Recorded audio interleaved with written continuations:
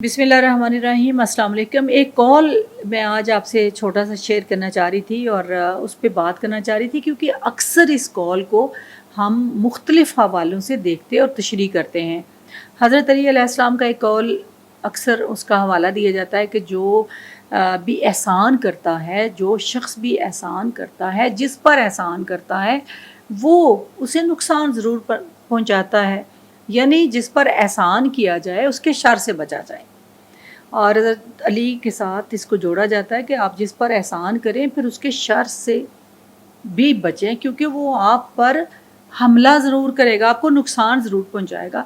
तो मैं समझती हूँ कि हज़रत अली अलैहिस्सलाम को हम इल्म का शहर कहते हैं और एक इतना इल्म रखने वाली हस्ती जो है उनके हवाले से ये कौल जो है इसको जिस तरह मैंने समझा है, परखा है, हज़रत अली अलैहिस्सलाम को बहुत पढ़ा है मैंने। तसव्वुफ़ में आपको पता है कि इस दर से हो के गुज़रे बगैर गुजारा नहीं होता। तो मैं ये समझती हूँ कि असल बात ये है कि जब आप कम ज़र्फ़ पर एहसान करें तो फिर उसके शर से बचें, क्योंकि एहसान तो हम सब किसी न किसी पे कर रहे होते हैं और हम पर भी बहुत सारे लोगों ने एहसान किए होते हैं।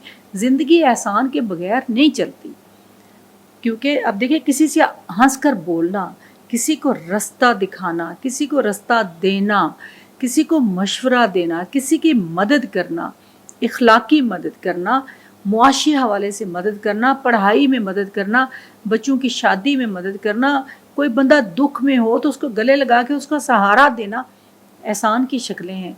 तो ये एहसान हम बहुत सारे लोगों पर करते हैं। बहुत सारे लोग हमारी ज़िंदगी में भी आते हैं जो हमें, जब हम गिर जाते हैं तो हमें उठाते हैं, जब हमें निढाल हो जाते हैं तो हमें सहारा देते हैं, हमारा हौसला बढ़ाते हैं, हमें जीने की उमंग देते हैं, हमें आगे चलने की तरगीब देते हैं।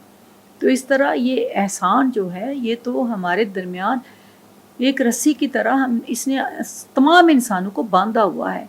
लेकिन मैंने अपनी ज़िंदगी से, अपने तजर्बात से जो नतीजा निकाला वो ये है कि कम ज़र्फ़ पर वाकई जब भी कभी मैंने कोई एहसान किया तो उसने मुझे नुकसान ज़रूर पहुंचाया है।